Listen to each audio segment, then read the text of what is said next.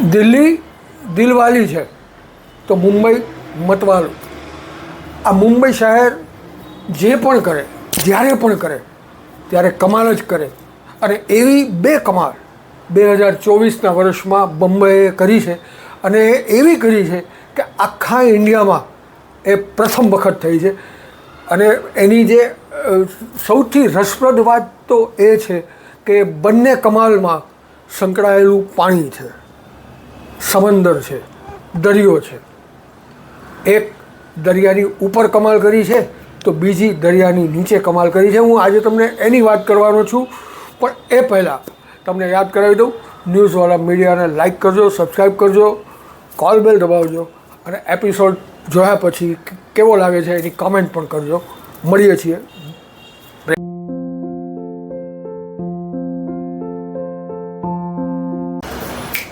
નમસ્કાર, હું નરેશ શાહ. ન્યૂઝવાલા મીડિયાના નવા એપિસોડમાં તમારા બધાનું સ્વાગત કરું છું. અને તમને બધાને મારી સાથે એક અદ્ભુત અને લાજવાબ સ્ટ્રક્ચર જોવા માટે લઈ જાઉં છું. તમે બધાએ અનુભવ કરી શકશો એની ખાતરી રાખજો. અને એ અનુભવ પહેલાં જે કરાવું છું એ છે પાણીની ઉપરનો અનુભવ, પછી કરાવી છે પાણીની નીચેની વાત આપણે કરશું. પહેલી જે મારે વાત કરવી છે દરિયા ઉપર, સમંદર ઉપર જે તાજુબ મુંબઈમાં સર્જાયું 2024ની સાલમાં, એ છે અટલ સેતુ. મુંબઈ અને નવી મુંબઈને જોડતો અટલ સેતુ એક એવડો મોટો અને લાંબો બ્રિજ છે કે જે આટલો મોટો ભારતમાં બીજે ક્યાંય નથી.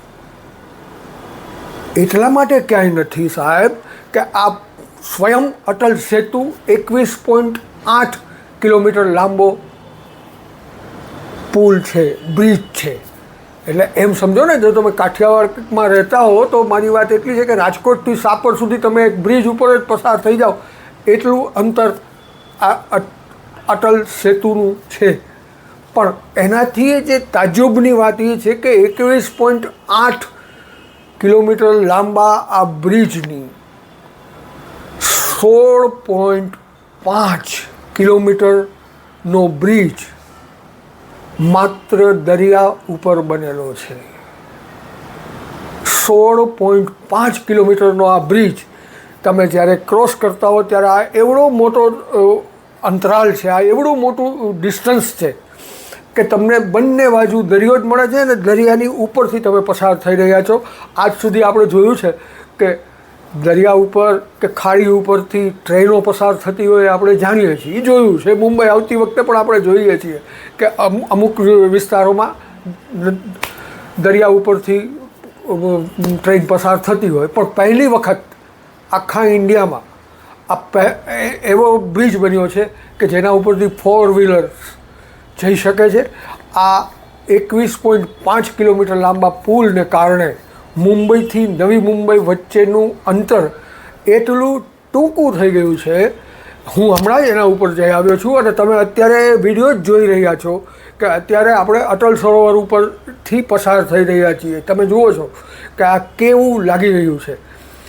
આ આખો બ્રિજ જ્યારે બન્યો 2017માં બનવાનું શરૂ થયું અને મે 2024માં એનું ઓપનિંગ આપણા વડાપ્રધાન નરેન્દ્ર મોદીએ કર્યું. આ લગભગ 7 વર્ષ દરમિયાન આ બ્રિજ બન્યો. અને બ્રિજ બન્યો એમાં 15,000 વર્કરોએ કામ કર્યું છે અને 1500 જેટલા એન્જિનિયર્સ એમાં લાગેલા હતા. ત્યારે આ અટલ સેતુ બન્યો છે. અને આ અટલ સેતુ ઉપરથી અત્યારે એવું અનુમાન છે અને એવી એવરેજ છે કે પર ડે, દૈનિક, દરરોજ 70,000 વાહનો આવ જા કરે છે. અને આ 70,000 વાહનોની આમ જુઓ ને તો નવી મુંબઈમાંથી સીધું મુંબઈમાં આવી જવું ને મુંબઈમાંથી સીધું નવી મુંબઈ પહોંચી જવું, એ અટલ સેતુને કારણે ઓછામાં ઓછી એ બધાની પોણી કલાકથી 1.5 કલાકનો સમય બચી રહ્યો છે. ડેફિનેટલી એના ઉપર ટોલ છે, એ બ્રિજ ઉપરથી પસાર થવું હોય તો. અને એ તો થાય અને ટોલ આપવો પણ પડે અને આપવો પણ જોઈએ. કારણ કે આ બ્રિજ અટલ સેતુ લગભગ 17,800 કરોડના ખર્ચે તૈયાર થયો છે. અને એના ઉપરથી જે ટોલ વસૂલ કરવામાં આવે છે એના પાસ પણ રાખવામાં આવ્યા છે કે તમે મહિનાનો તમારે ટોલ ભરી દેવો હોય એકસાથે, પાસ કઢાવવો હોય 1 મહિનાનો તો 10,000 રૂપિયાનો છે. અને છૂટક તમે આવજા કરતા હો તો ત્યારે તમારો 250 થી 500 રૂપિયા સુધીનો ટોલ હોય છે એક વખત જવાનો અને એક વખત પાછા આવવાનો. પણ આ 70,000 વાહનો અને અપાતો એની પાસેથી ઉઘરાવાતો ટોલ એ લગભગ એવરેજ 10 થી 15 કરોડ રૂપિયાનો મહિને થાય છે. તો આ એવું અજુબા છે કે જેના એ પુલ ઉપરથી હું પસાર થયો, તમે વિડીયો જોયો હમણાં, અને મેં પણ એ ફીલ જોઈ કે આવું એન્જિનિયરિંગનું આવું તાજુબ આપણા દેશમાં બની રહ્યું છે એ બહુ અદ્ભુત વાત છે.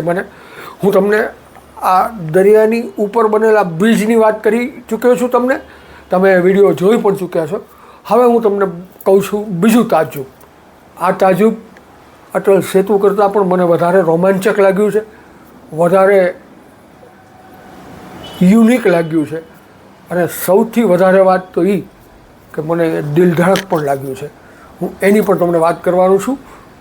હવે અટલ સેતુની પહેલાં દરિયા ઉપરનો કરતબ, એન્જિનિયરિંગ કરતબ મુંબઈએ અને પૂરા ભારતે 2010માં જોઈ લીધેલો.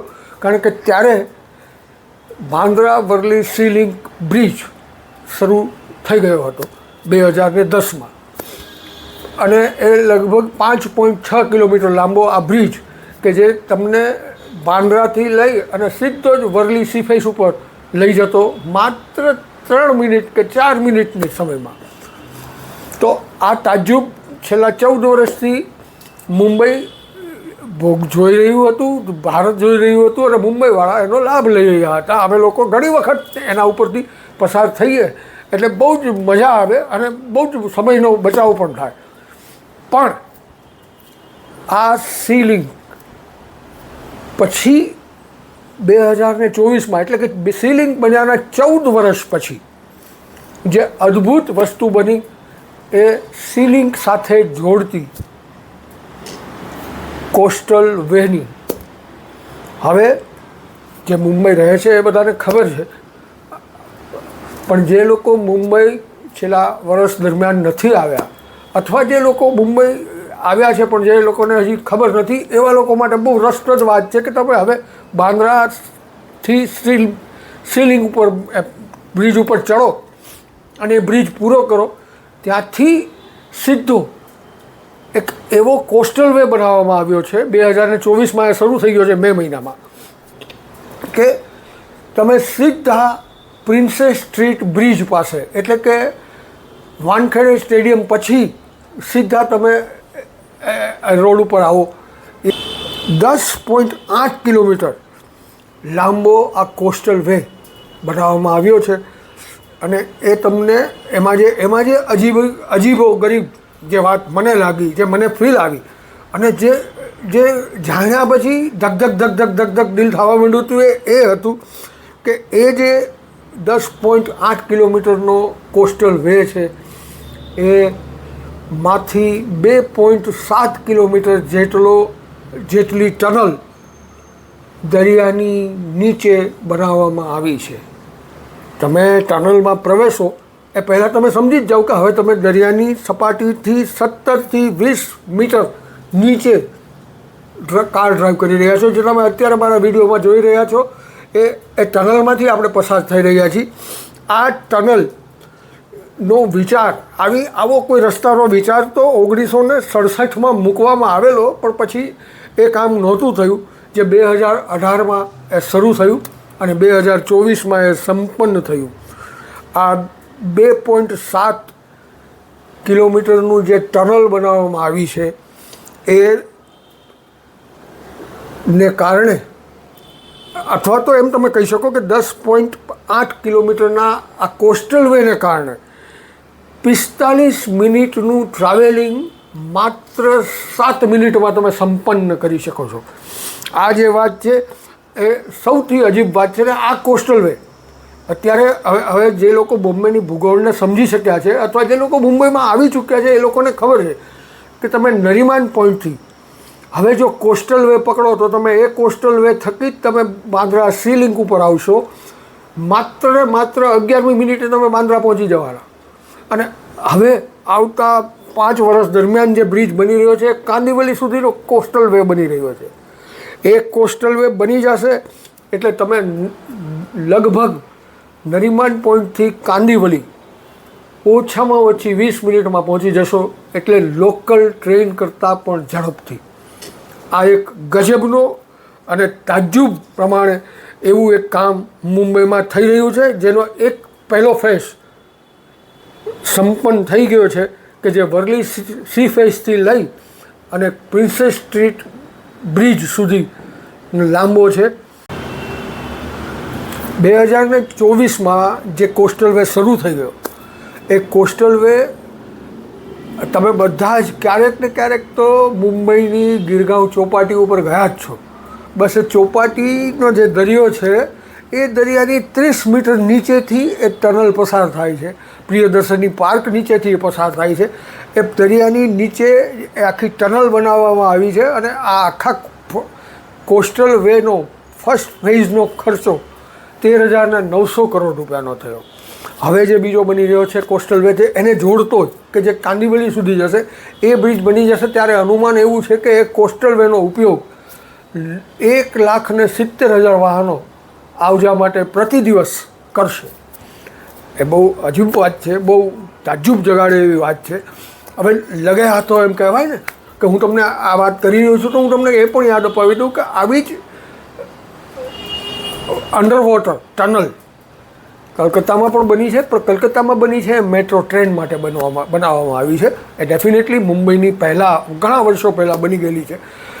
આવી જ બીજી દરિયાની નીચે લગભગ 30થી 60 મીટર નીચે જે ટનલ બનવાની છે અમદાવાદથી મુંબઈ બુલેટ ટ્રેન માટે, એ પણ અત્યારે બની રહી છે અને એ પણ લગભગ 12 કિલોમીટર જેટલી લાંબી હશે એવો અત્યારે એક ટેન્ટેટિવ રેફરન્સ મળી રહ્યો છે મને. તો આ હવે આપણે ઇન્ડિયા એક એવી જગ્યાએ આગળ વધી રહ્યું છે, એક એવા પરાક્રમો કરી રહ્યું છે ટેકનોલોજી અને એન્જિનિયરિંગના કે જે આપણને સ્તબ્ધ તો કરે જ પણ આપણી સુવિધા પણ વધારે અને આપણે 2 ડગલા આગળ વધ્યા હોય એવું પણ આપણને લાગે. કોસ્ટલ વેની આ જર્ની તમને કેવી લાગી એ તમે ક્યારેક મુંબઈ આવો તો ડેફિનેટલી કરજો. હા, એક તમને અગત્યની વાત કરું છું, મને પોતાને આશ્ચર્ય લાગ્યું કે 13,900 કરોડના ખર્ચે જે કોસ્ટલ વે બનાવવામાં આવ્યો છે એ કોસ્ટલ વે ટોલ ફ્રી છે. ત્યાં એના ઉપરથી પસાર થવામાં એમાંથી પસાર થવા માટે સરકાર કોઈ પૈસો લેતી નથી. આજે સૌથી યુનિક વાત છે આ છે. અને એક વખત પેલું કહે છે ને કુછ દિન તો ગુજારીએ ગુજરાતમાં, બસ એમ જ હું તમને કહું છું કે બોમ્બે આવો ત્યારે કુછ મિનટે તો ગુજારીએ પાણી કે અંદર ઇસ ટનલ में. મળીએ છીએ પાછા. ન્યૂઝવાલા મીડિયા લાઈક કરજો, સબસ્ક્રાઈબ કરજો, કોલ બેલ દબાવજો અને આ એપિસોડ તમને કેવો લાગ્યો એ પણ મને ચોક્કસ જણાવજો. Good bye.